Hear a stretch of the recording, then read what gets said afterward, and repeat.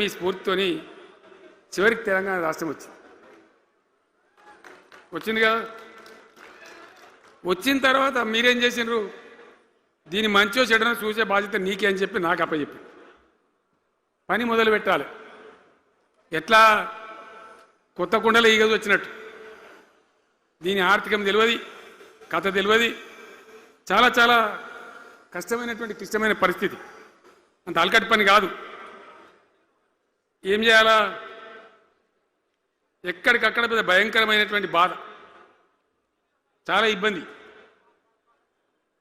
ఇదే జిల్లాల చాటిపల్లి ఉంటుంది, చొప్పదండి మండలంలో. జిఆర్ రెడ్డి గారు అని చెప్పి పెద్ద ఆర్థిక శాస్త్రవేత్త, ఆయన బీహార్లో పనిచేస్తూ ఉండే. నేనే స్వయంగా జిఆర్ రెడ్డి గారికి ఫోన్ చేసి, అన్నా మన సొంత రాష్ట్రం వచ్చింది, మనం బాగు చేసుకోవాలి, మీరు రావాలి అని పిలిపించుకొని అట్లాంటి వాళ్ళందరినీ సమూహపరచుకొని ఒక ఎజెండా వేసుకొని బయలుదేరి. అంతకుముందు సమైక్య రాష్ట్రంలో మొత్తం తెలంగాణ చెరువులు నాశనం చేసింది. కాకతీయ రాజులు తవ్వించిన చెరువులు ఉండే, మనకు బ్రహ్మాండంగా ఒక 75-80 వేల చెరువులు ఉండే. ఆంధ్ర పాలకుల సమైక్య పాలనలో మొత్తం నాశనం పట్టేసిండ్రు, కబ్జాలు పెట్టిండ్రు, నాశనం పట్టిండ్రు. చివరికి 40-44 వేల చెరువులు ఉండే. ఎక్కడ మొదలు పెట్టాలి, ఎవరి పేరు పెడితే బరకత అవుతుంది అని ఆలోచించి, ఏ కాకతీయ రాజులైతే మనకు అన్నం పెట్టినరో వాళ్ళ పేరుతో ఇది బాగా చేయాలని చెప్పి మన మొట్టమొదటి కార్యక్రమం మిషన్ కాకతీయ. ఎందుకు మిషన్ కాకతీయ? ఆ చెరువుల దరిద్రం వదిలిస్తే, వాటిని బందోబస్తు చేస్తే, వాటిలో నీటి నిల్వ సామర్థ్యం పెరిగితే గ్రౌండ్ వాటర్ పెరుగుతుంది, బోర్లు బాగా నీళ్ళు వస్తాయి. కాబట్టి అక్కడి నుంచి ప్రారంభించి చేసినాం. అది కూడా తెలంగాణ ప్రజలు, రైతులు ఒక ఉద్యమంలాగానే చేశారు.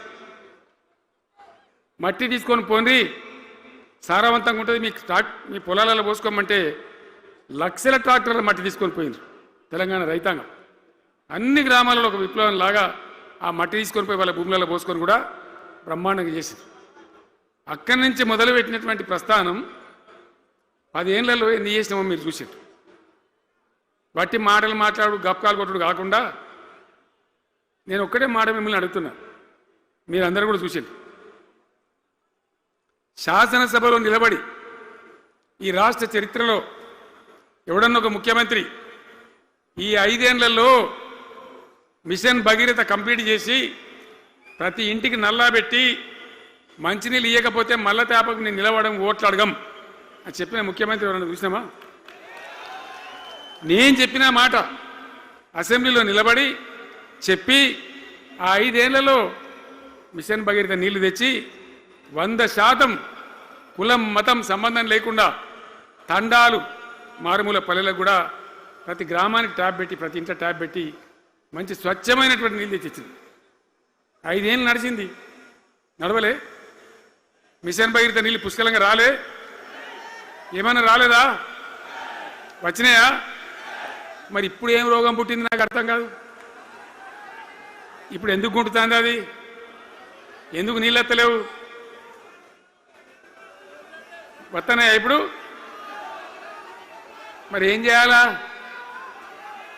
లాగులు వలగదాకా చంపాలే. మంచి మాట కాకపోతే ఏం చేస్తారు?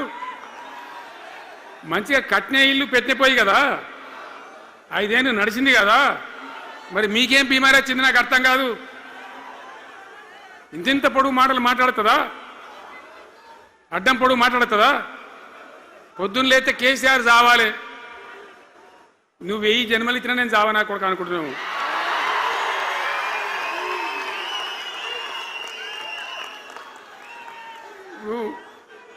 ఉట్టి మీద దాచిపెట్టింది. మన ఇళ్ళలో దాతారు కదా, ఏది ఉట్టి ఉట్టి అని ఉంటుంది. ఇప్పుడు మీకు తెలుసో లేదో కానీ ఇప్పుడు ఈ మధ్యలో ఫ్రిడ్జ్లు మోపోయిన మునుపు ఉట్టి అనేది ఉంటుండే. ఎండిపోయిన చేపలోకి నీ రొయ్యలో అవి ఉంటుంది, మరుగులు ఉంటే దానిలో పెడుదురు. పిల్లికి అందదా ఉట్టి, కింద కూసుకొని శాపం పెడతా ఉంటుంది, తెగాలే పడాలి, తెగాలే పడాలి. పిల్లి శాపానికి ఉట్టి తెగుతుందా? మరి విధవారు కేసీఆర్ చావాలంటే కేసీఆర్ చస్తాడా? మీ దీవెన, మీ ఆశీర్వచనం ఉంటే జీవన్ రెడ్డి గారు అన్నాడు, నాకు 75-76 ఏళ్ళు వచ్చినాయి. జీవన నేను చెప్తున్నా, నాకు కూడా 72 వచ్చినాయి. నీ వెనకనే నేను కూడా లైన్లోనే ఉన్నా. నేను ఒక్కటే మాట చెప్తున్నా, ఇక మా దేశభక్తి శ్రీనివాస్ ఏమో నాకు ఇంత పెద్ద కట్ట రాసి ఇచ్చాడు, నువ్వు మాట్లాడాలి ఇవన్నీ అని. అవన్నీ కాదు, ఇక్కడ దరిద్రం పోయేదాకా ఇక్కడ టాప్ టు బాటం అన్ని వర్గాల ప్రజలు ఇది మా తెలంగాణ, మేము గర్వంగా బతుకుతాం, సంతోషంగా బతుకుతాం, అన్ని వర్గాల ప్రజలు తలెత్తుకొని వచ్చేదాకా మనం సేవ చేయాల్సిందే, చివరి శ్వాస దాకా కూడా చేయాల్సిందే, తప్పనే తప్పదు. బ్రహ్మాండంగా ముందుకు తీసుకొని పోవాలి. మీరు కూడా నాకు 75 వచ్చింది కాదు, ఇవాళ మీరు 50-25 ఏళ్ళు తగ్గిపోయింది మీ వయసు. అంత యువకునిలాగా అంత ఉత్సాహంగా ముందుకు దూసుకొని పోదాం. తెలంగాణ ఎట్లా మంచి దాని సంగతి చూద్దాం. ఇప్పుడు అన్నీ ఒక పొదరిల్లాగా చేసినాం. కరెంటు చక్కగా ఉండేనా కేసీఆర్ రాకముందు? కరెంటు ఉండేనా? కేసీఆర్ ఉన్న రోజులు మంచిగా ఉండేనా? మరి మళ్ళీ ఇప్పుడు ఏం రోగం వచ్చే, ఏం బీమారు వచ్చే? కరెంటు కాకెత్తుకొని పోయిందా? ఆనాడు 7,000 మెగావాట్లుంటే ఒక ఏడాది లోపల మంచిగా చేసి 24 గంటల కరెంట్ ఇచ్చినాం, ఒక క్షణం కూడా పోకుండా. ఎప్పుడైనా రిపేర్ అవుతుంది తప్ప, టెక్నికల్ ప్రాబ్లం అవుతుంది తప్ప పోకపోతుండే, అంత మంచి పవర్ సప్లై చేసినాం. దాని తర్వాత యాదాద్రి, భద్రాద్రి ఇంకా చాలా కొత్త సబ్స్టేషన్లు నిర్మాణం చేసినాం, జనరేటింగ్ స్టేషన్లు పెట్టినాం, 20,000 మెగావాట్లకు తీసుకొని పోయినాం. ఏది దరిద్రులకు రాజ్యం అప్పయ్యే ముందు 20,000 మెగావాట్లకు తీసుకొని పోయినాం. మరి ఏం రోగం వచ్చింది, ఏం బీమారి వచ్చింది, ఎందుకు ఇబ్బంది పెడుతున్నారు? అనేక చోట్ల రైతుల పొలాలు ఎండుతున్నాయి, పేపర్లలో ఫోటోలు వస్తున్నాయి, టీవీలలో వస్తున్నాయి, జనం ఏడుస్తున్నారు. ఎందుకు ఈ బాధ కలుగుతూ ఉంది? ఇది ఆషామాషి వ్యవహారం కాదు, ఇది జీవన మరణ సమస్య, మన బతుకుదెరువు సమస్య. ఓట్లు వేసేటప్పుడు నేను సిల్కలకు చెప్పినట్టు చెప్పిన, ఉల్టా పల్టా ఎటుపడితే అటు వేయకున్నారా దెబ్బతింటారని చెప్పిన. నా మాట ఇన్నోడు ఇనలే. ఇప్పుడు ఏమైంది, ఏం జరుగుతుంది? ఆ రోజు నేను చెప్పిన, వీళ్ళు కనుక గెలిస్తే ఈ దుర్మార్గులు, వీళ్ళ గుండె లోపల తడి లేదు, వీళ్ళు రైతు బంధుకు రామ్ రామ్, దళిత బంధుకు జై భీమ్. అయిందా? అట్లే పక్క ముచ్చట అనేది. ఇక ఇవాళ ఇప్పుడు జీవన్ రెడ్డి గారు చెప్పిండు, కాంగ్రెస్ వాళ్ళు సభ పెట్టినాడు, కాటారంలో బుడరంలో పెట్టినాడు, ఆడ పైసలు ఎత్తారట.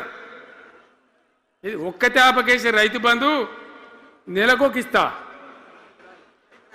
ఎకరానికా అంటే 2 నెలలకు ఒక ఎకరానికి అంతేనా? 6,000 వేసినాం, మా అంత సిపాయిలని బొచ్చగొట్టుకుంటారు. ఆనాడు ఎట్లా పడేది రైతు బంధు?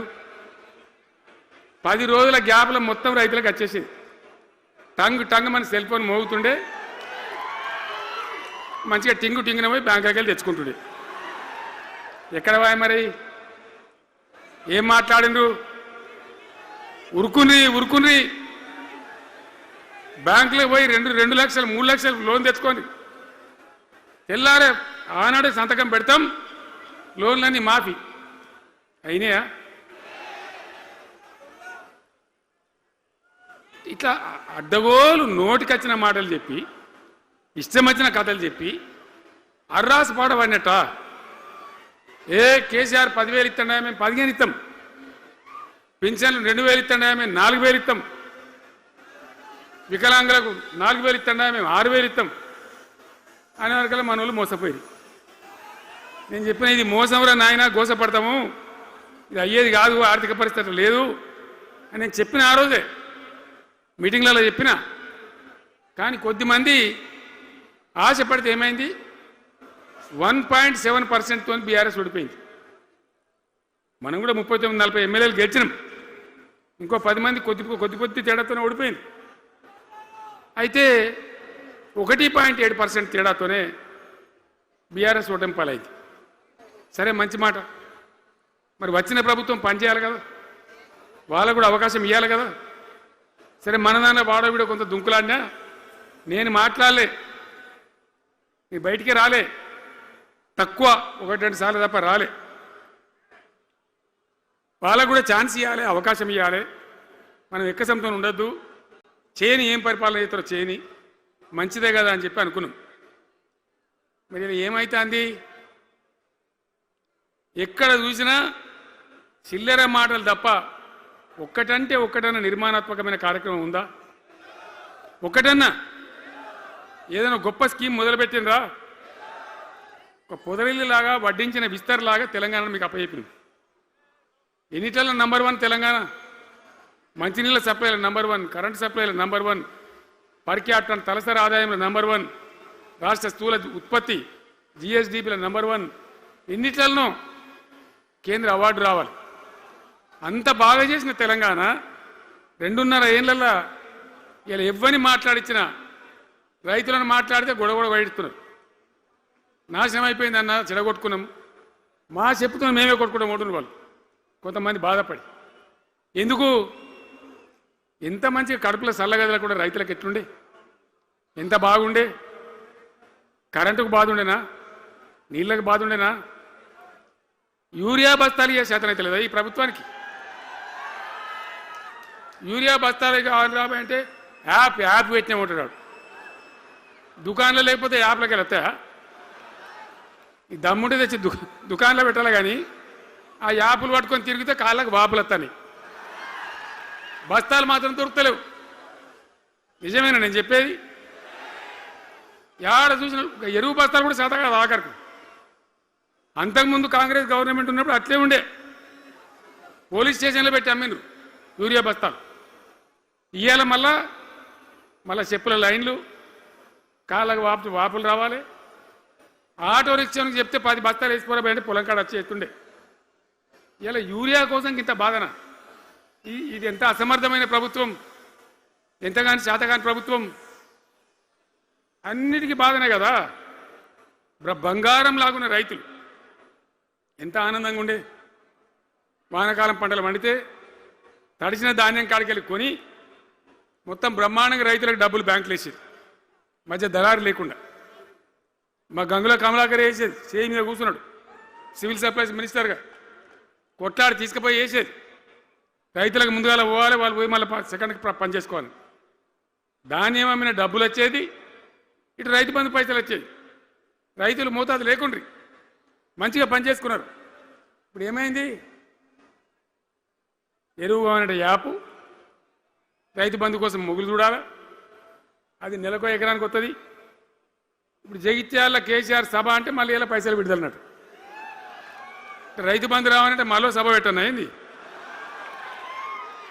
3వ కిస్తీ రావాలంటే మళ్ళీ ఏమన్నా కేసీఆర్ సభ పెట్టాలి ఇక, అంతేనా?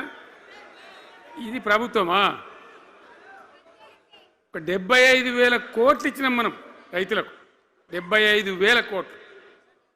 మా పల్ల రాజశేఖర గారు ఉన్నాడు ఎక్కడున్నాడు. అయినప్పుడు రైతు బంధు అధ్యక్షుని ఉండే రాష్ట్రానికి, ఎమ్మెల్యేగా లేకుండే, ఈయననే నిలబడేపించింది. 73,000 కోట్ల పైచీలకు డబ్బులు అనాయాసంగా సునాయాసంగా రైతు ఖాతాలకు పంపించింది. ఇప్పుడు ఏం రోగం వచ్చింది, ఏం బీమారి వచ్చింది? అచ్చా, ఇంకో మాట మీరు నాకు చెప్పాలి. ఈ కాంగ్రెస్ సిపాయిలు ఏం మాట్లాడదు ఎలక్షన్లో?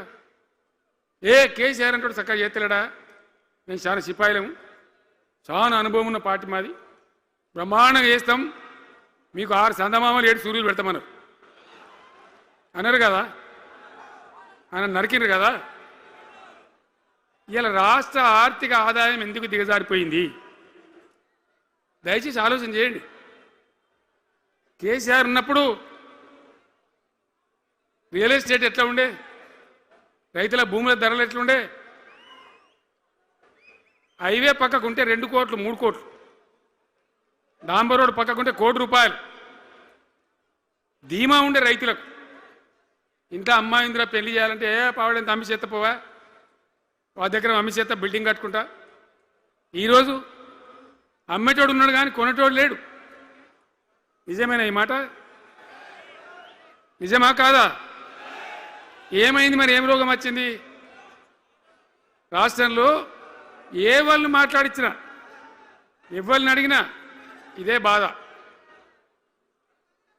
ఈ విధంగా రైతుల భూముల ధరలు పడిపోయినాయి, రాష్ట్ర ఆర్థిక పరిస్థితి పడిపోయింది, మంచినీళ్ళకు గోసపడాలి, రైతాంగం అన్నిటికీ గోసపడాలి. ఇవాళ మక్కలండి, మక్కలు వచ్చినాయి. పెడితే కొంటమని చెప్పారు, కొనకపోతే కొనమని చెప్పారు. ఈ శాతకాని దొంగతనం ఎందుకు?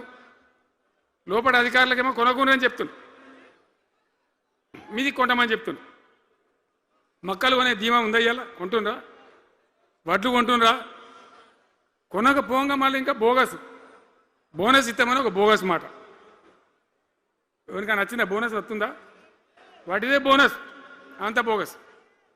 ఈ విధంగా పంట వేసిన కాడి నుంచి పంట కొనుగోలు దాకా బీఆర్ఎస్ ప్రభుత్వం అన్న నిలబడ్డది, రైతులకు తోడుగా నిలబడ్డది, రైతులను ఆదుకున్నది. ధాన్యం తడిసిపోతే కూడా కొన్నది. కానీ ఇలా రైతాంగం అంతా ఆగమాగం. రైతు బంధు ఎప్పుడవుతుందో తెలియదు, ధాన్యం కొనరో తెలియదు, కొంటే పైసలు తొందరగా వస్తాయో రావో తెలియదు. చాలా సతమతమవుతున్నారు. రైతులను మాట్లాడితే చాలా తప్పు చేసుకున్నాం సార్, పొరపాటు అయిపోయింది అని బాధపడుతున్నారు. చేనేత కార్మికులు మంచిగా ఉండ్రి, మళ్ళీ వాళ్ళ ఆత్మహత్యలు స్టార్ట్ అవుతున్నాయి. వాళ్ళకి ఇచ్చే ఆర్డర్లన్నీ బంద్ చేసిండ్రు. ఇంకెవరికి ఇస్తారట కమిషన్ల కోసం, అది వాళ్ళని అవస్థ పెడతా ఉన్నారు. ఉద్యోగులు ఆనాడు మనం 72% ఇచ్చినాం. వాళ్ళు తెలంగాణ ఉద్యమంలో పనిచేశారు కాబట్టి టీఎన్జిఓ అంటోళ్ళు సమైక్య రాష్ట్రంలో కూడా వాళ్ళ ఉనికి పొడగొట్టుకోలే. టీఎన్జిఓగానే ఉన్నారు తెలంగాణ ఎన్జిఓలుగా. కాబట్టి వాళ్ళని గౌరవించి గుర్తించి బ్రహ్మాండంగా 72% పిఆర్సీ ఇచ్చినాం. ఇలా 7 రూపాయలను ఇచ్చిండ్రా, 7% అని ఇచ్చిండ్రా? ఏమైంది? ఏం బీమారైంది? ఎంతమందిని మోసం చేస్తారు? ఆఖరికి వస్తే పరిస్థితి ఏంది? ఇలా రాష్ట్రంలో రిటైర్డ్ ఉద్యోగస్తులకు కూడా వాళ్ళకి రావాల్సిన బకాయి, వాళ్ళు దాచుకున్న డబ్బులు వీళ్ళు ఇచ్చే మెహర్బానేం లేదు, ఆ డబ్బులు కూడా ఇచ్చే పరిస్థితి లేదు. ఆటో రిక్షా కార్మికులు మాట్లాడితే అన్నయ్య ఈరోజు పనికి మాలిన ఫ్రీ బస్సు పెట్టినారు, మా పుట్ట కొడుతున్నారు, మేము నాశనం అయిపోయినారు, వాళ్ళు ఏడుస్తూ ఉన్నారు. పిల్లలకు అది నేమ్ పెట్టలే. ఆయన కాంగ్రెస్ ముఖ్యమంత్రి అయినా రాజశేఖర రెడ్డి గారు అప్పుడు పెట్టిండు ఇది ఫీజు రియంబర్స్మెంట్ అనే స్కీమ్. మంచి లాభం జరిగింది. నేను దాన్ని కొనసాగించిన. ఇలా మొత్తం బీసీలకు ఎస్సీలకు పిల్లలందరికీ ఫీజు రియంబర్స్మెంట్ రాక 10-12 వేల కోట్ల బకాయిలు పెడితే వాళ్ళు ఆగం, వాళ్ళు రోడ్డున పడరు. కోర్టుకు పోతే పిల్లల దగ్గర వసూలు చేసుకొని చెప్పి కోర్టులు చెప్తా ఉన్నాయి. వాళ్ళ గతి ఏం కావాలి? ఇప్పుడు ఎవరిని కదిలిచ్చినా ఈ రాష్ట్రంలో, ఎవరిని మాట్లాడించినా, ఒక విద్యార్థిని మాట్లాడినా, ఒక రిటైర్డ్ అయిన ఉద్యోగిని మాట్లాడినా, పనిచేస్తున్న ఉద్యోగిని మాట్లాడినా, రైతాంగంతో మాట్లాడినా, ప్రతి వాడు ఒక అసంతృప్తి, ఒక బాధ, మాకేదో అన్యాయం జరిగినటువంటి పరిస్థితిలో మాట్లాడుతూ ఉన్నారు. పిల్లల పాపం చదువుకునే వాళ్ళు ఉంటే వాళ్ళకి విదేశాల్లో సీట్లు వస్తే 20 లక్షల రూపాయలు ఇచ్చాం. అంబేద్కర్ పేరు మీద, జ్యోతిబా పూలే పేరు మీద, ఎస్సీ పిల్లలకు, బీసీ పిల్లలకు, ఓసీలలో కూడా నిరుపేదలకు ఇచ్చినాం. ఇలా దాన్ని బంద్ పెట్టినారు. వాళ్ళు ఆగమైపోతూ ఉన్నారు. అన్నీ కూడా సర్వనాశనం చేస్తూ ఉన్నారు. అన్ని స్కామ్లు, కుంభకోణాలు, భూ కబ్జాలు. పొద్దున్న లేస్తే పేపర్ తిప్పితే బాధ కలిగేటువంటి పరిస్థితులు.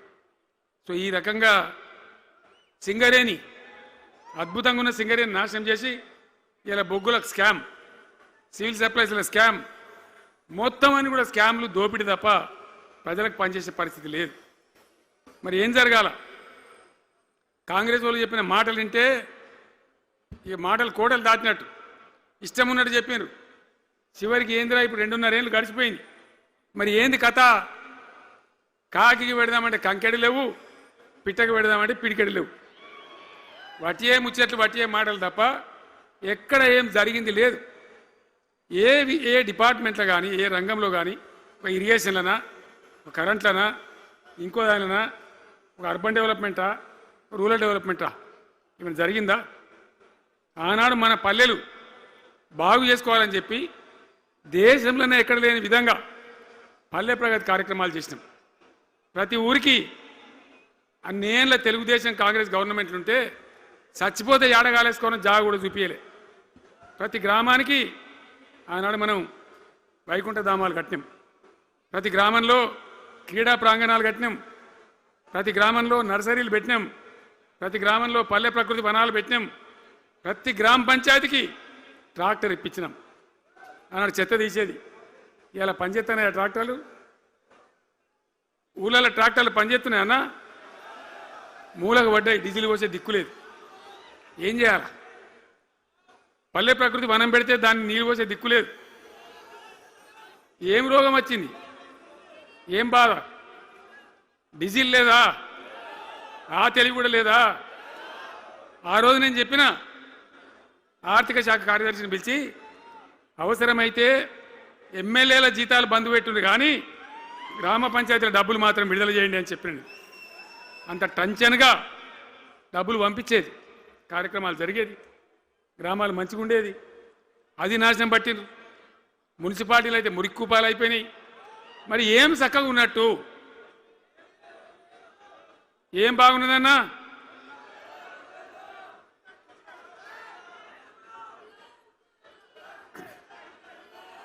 అందుకే జీవన్ రెడ్డి గారు లాంటి సీనియర్ నాయకుడు, అనుభవం ఉన్న వ్యక్తి నోటికెళ్ళి ఏం మాట వచ్చింది? కాంగ్రెస్ పోవాలి, బీఆర్ఎస్ రావాలి. ఎందుకు వస్తుందా మాట? వటికనే వస్తుందా? బాధ్యత లేకుండా వస్తుందా? ఏది చూసినా కూడా చక్కదనం లేకపోతే, పొద్దున్న లేతే దోపిడి తప్ప ఇంకోటి లేకపోతే ఎందుకు ఈ పరిస్థితి వస్తుంది? రాష్ట్ర ఆర్థిక పరిస్థితి నాశనం, ఉద్యోగస్తులు ఆగం, రిటైర్డ్ ఉద్యోగస్తులు ఆగం, విద్యార్థుల జీవితాలు ఆగం, ఆటో కార్మికుల జీవితాలు ఆగం. ఎవరు చక్కగా ఉన్నాడు? సంతృప్తిగా ఎవరున్నారు? ఏం జరుగుతూ ఉంది? ఇది ఈ రాష్ట్రంలో ఉన్న పరిస్థితి. ఇక నేను చెప్పానంటే తెల్లారదాకా చెప్పచ్చు. నేను ఒకటే మీద మనవి చేస్తూ ఉన్నా, ఖచ్చితంగా మళ్ళీ ఎట్టి పరిస్థితులలో ఎవరు ఏమన్నా సరే ఖచ్చితంగా రావాలి. ఇంకా ఈ అందానికి ఒకటి బోడముండ హైడ్రాని తెచ్చిపెట్టింది. దానికి ఆ హైడ్రాకు ఆ పిసిసి ప్రెసిడెంట్ అని ఉంటాడు ఆయన, కాంగ్రెస్ కమిటీ అధ్యక్షుడు, ఆయన నిజామాబాద్లో పోయి చెప్తుండు, హైదరాబాద్లో హైడ్రా, నిజామాబాద్ కూడా తెత్తాం బిడ్డ, నిజామాబాద్లో నిడ్రా, రేపు జగిత్యాలలో కూడా జిడ్రా అంటాడు. ఇక అది ఏం కావాలి? మొత్తం పేదల కొంపలన్నీ కూల్చుడేనా? కేసీఆర్ రాజ్యానికి వచ్చినప్పుడు 3.5 లక్షల మందికి పేదలు ఎక్కడ ఉన్నారో అక్కడనే పట్టాలు ఇచ్చినాం. వాళ్ళని ఆగం చేయకుండా పాపం గరీబోళ్ళు 3.5 లక్షల కుటుంబాలకు హైదరాబాదు చుట్టుపక్కల వేరే పట్టణాల్లో కూడా పట్టాలు ఇచ్చిన వాళ్ళని బతకనిచ్చిన. ఇలా ఏం కూలగొట్టుడు? అది పుస్తకాలు కూడా తీసుకుని పోరాటాలు చదువుకునేటి అంతే గిరితమా? నేను ఒక్కటే మాట మనవి చేస్తా ఉన్నా, గ్యారంటీగా బీఆర్ఎస్ గవర్నమెంట్ వచ్చేది ఖాయం. మొట్టమొదటి రోజులనే ఈ ఐటాంటోని ఎత్తి అవతల వరేస్తామని చెప్పి నేను మనవి చేస్తా ఉన్నా. తీసేయన్నా దాన్ని, ఐటాన్ని తీసేయనన్నా? పక్క మాటనా? మళ్ళా మొదలు పెట్టిరా? ఇక జరాగు, 5 నిమిషాలు అది అయిపోతుంది. హైడ్రాని పీకేసి మొదటి సంతకంతోనే తీసి చెరువులో వాడేస్తాం దాన్ని. ఇప్పుడు మనం చేయలేం. 46,000 చెరువులు మంచిగా చేసినాం. ఏమన్నా గుడిసె కూడా కొలగొచ్చామా? ఇల్లు కూడా వచ్చామా? ఇదేమి ఇచ్చేంతరం నాకు అర్థం కాదు. మూసి అని దాని ఎంబడి వాడారు, దానికి ఆడ గరీబులు ఉంటారు పాపం. మూసి ఎంబడిన గరీబులను వాళ్ళని ఏమి ఏడిపించుడు? పొద్దున్న లేతే వాళ్ళు నిద్రపోకుండా, వాళ్ళ కంటి మీద కొనుక్కు లేకుండా, అది ఎవడు చేసే ప్రాజెక్ట్ అయ్యేది కాదు, పీకేది అవుతుందా? 15,000 ఇల్లు కూడా కొడతారట. ధర్మమేనా అది? ఈ రకంగా ఒకటి పనికి మాలిన హైడ్రా తెచ్చి మూసి అది చెయ్యాలి, మూసి మంచిగా చేయాల్సిందే బద్దనేవాడు అన్నాడు. అన్ని వేల ఇల్లు కూడా కొట్టడం ఎందుకు నాకు అర్థం కాదు. అలా ఏం లేదు, భూములు కబ్జా పెట్టే రియల్ ఎస్టేట్ దందా తప్ప దానిలో ఏం లేదు. మూసి ప్రజల కోసం కాదు, నగర ప్రజల కోసం కాదు, ఈజీగా చేయగలిగిన దాన్ని, మామూలుగా చేయగలిగిన దాన్ని నాశనం బట్టి దాన్ని కథం పడతా ఉన్నా. ఏది చూసినా కూడా ఒక రకమైన దోపిడీ, ఒక రకమైనటువంటి గుండాగిరి, అరాచక వ్యవస్థతో ముందుకోతున్నారు తప్ప ప్రజా సంక్షేమాన్ని కాంక్షించి ఒక్క స్కీమ్ కూడా రాలే. ఇరిగేషన్ ప్రాజెక్టులు అన్ని పండబెట్టిరు. ఏం రోగం? ఒకనాడు కాకతీయ కాలువ మీద, మన వరద కాలువ మీద మోటార్లు పెడితే ఏం కోసాది? మా శంకరెడ్డి చెప్తా ఉండే ఇంతకుముందు, 1000 మోటార్లు పెట్టుకుంటే వచ్చి కోసుకపోదురు, లారీలకు లారీలు మోడలు ఎత్తుకపోదురు. ఇదే వరద కాలం మీద కేసీఆర్ నన్ను రోజులు కూడా మాట్లాడిందా? మాట్లాడలే. చివరికి ఏం చేసింది మీరు మంచిగా వినాలే. వీళ్ళు మామూలు పని చేస్తలేరు, మన జీవితాలకే బాంబులు పెడుతున్నారు. ఆ రోజు కూడా నరేంద్ర మోడీ ప్రధానమంత్రిగా ఉండే ఆయన ఏం చేసిండు?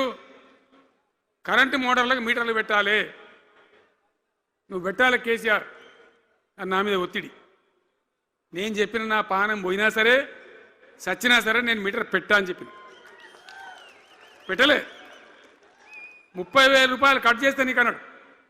కట్ చేసిండు. రాష్ట్ర ప్రభుత్వానికి వచ్చేటువంటి ఆదాయం 30,000 కోట్ల రూపాయలు వదులుకొని కూడా తెలంగాణలో నేను కరెంటు మీటర్ పెట్టనియలే. నేను ముఖ్యమంత్రి ఉన్నాను రోజు. ఇవాళ ఏం చేసింది తెలుసా వీళ్ళు మీకు? మీకు తెలియలే, మీరు అమాయకులున్నారు. ఢిల్లీకి పోయి ఒప్పుకున్నారు. ఒప్పుకొని ఏం చేశారు? అయ్యా బాంచని మీటర్లు పెడతాము, మాకు ఆ పైసలు ఇయ్యండి. కేసీఆర్ వద్దన్నారు కదా మేము తీసుకుంటాము అని ఆ డబ్బు తీసుకొని వీళ్ళే ఈ గవర్నమెంట్ పోయి సంతకం పెట్టి ఇప్పుడు మొదలైతే ఇక ఇప్పుడు వస్తాయి మీటర్లు. ఎదుర్కొందామా? మీటర్ల ఎదురుపాటును యుద్ధం చేద్దామా?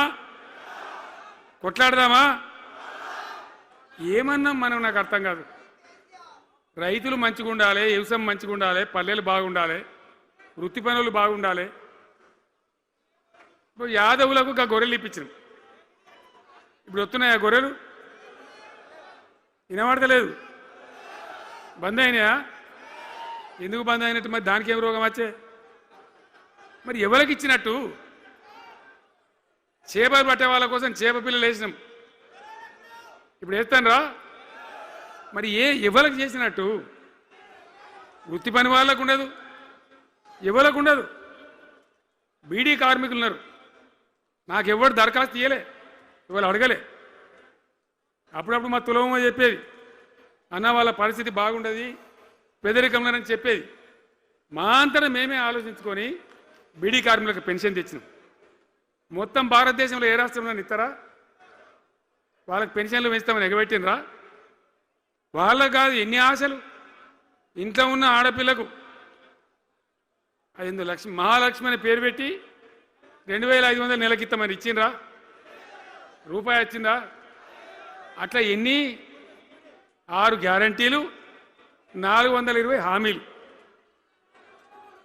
స్కూటీలు ఎక్కడ వాయే? స్కూటీల్లో మనలే, ఇంకా స్కూటీలు ఎక్కడి? ఏమన్నా నచ్చినాయా? మరి నేను ఏమంటున్నా అంటే దయచేసి మీరు ఆలోచన చేయాల్సింది, ఇలా ఈ సభలో మాట్లాడుతున్నా మీరు వింటున్నాను కాదు, యావత్ తెలంగాణ వింటున్నది. తెలంగాణ ప్రజలందరికీ నేను కోరుతాను, నేను చెప్పిన నిజమా అబద్ధమా? ఏం జరుగుతూ ఉంది తెలంగాణలో? ఈ సందర్భంలో ఖచ్చితంగా ప్రజల మంచిని కోరే ప్రతి వాళ్ళు ఒకటి కావాల్సిందే, మళ్ళా తెలంగాణ పునర్నిర్మాణ యజ్ఞం మళ్ళా ప్రారంభం కావాల్సిందే. దాన్ని ఎవడు ఆపలేడు. జర గాచారం బాలేకపోతే దెబ్బతింటాం, అంత మాత్రం చేత ఆగిపోతామా? ఊకుందామా? పోరాటం చేయాల్సిందే, వీళ్ళని నిలదీయాల్సిందే. ఖచ్చితంగా తెలంగాణ పునర్నిర్మాణ ప్రక్రియ, ఆ యజ్ఞం మళ్ళా ప్రారంభం కావాల్సిందే. తెలంగాణ ప్రజలు గెలిచి నిలవాల్సింది. మొత్తం ప్రాజెక్టు పండబెట్టినండి. పాలమూరు ఎత్తిపోతల పథకం 90% పూర్తి చేసినాం. కొద్దిపాటి డబ్బుతో అయిపోతుంది. వలసల జిల్లా, కరువు జిల్లా వాళ్ళని నాశనం పట్టిండ్రు. అన్ని అబద్ధాలు. ఒక్కటి కూడా ఒక క్రియాన్వితమైనటువంటి ప్రజలకు పనికొచ్చేటువంటి ఏ రకమైన నిర్మాణాత్మక పని లేకపోగా కూల్చివేతలు, కాల్చివేతలు, పోలీస్ దాడులు, ఎవడన్నా ఎదురుగా మాట్లాడతామని పట్టుకపోవడు. ఇది రాజకీయమా? ఈ రకమైన కథన? దయచేసి మీ అందరితోని నేను కోరేది ఒకటే, చాలా సంతోషం. నేను జగిత్యాలకు వచ్చిన సందర్భంలో జీవన్ రెడ్డి గారు వెంట మీరు తండోపతండాలుగా తరలి వచ్చారు. సభలో ఉన్నదానికంటే బయట చాలా ఎక్కువ మంది ఉన్నారు. మేము రాగా చూసినాం, తోవలో చాలా చీరి చేస్తూ ఉన్నారు. మీరు వచ్చిండ్రు. మీ అందరికీ మళ్ళొక్కసారి నేను స్వాగతం చెప్తా ఉన్నా. జీవనన్నతో పాటు బ్రహ్మాండంగా పనిచేద్దాం, ముందుకు పోదాం. ఈ జగిత్యాల జైత్ర యాత్రనే మళ్ళీ మన రాజకీయ శక్తుల పునరేకీకరణ చేసుకుంటూ మనం విజయం సాధించే వైపుగా పోవాలి. తప్పక విజయం సాధించాలి. తెలంగాణ పునర్నిర్మాణ యజ్ఞం పునఃప్రారంభం కావాలి. ముందుకు పోయి మనం విజయం సాధించాలని కోరుకుంటూ మీ అందరికీ కూడా పేరు పేరున ప్రతి ఒక్కరికి ధన్యవాదాలు తెలియజేస్తూ నేను సెలవు తీసుకుంటా ఉన్నా. జై తెలంగాణ.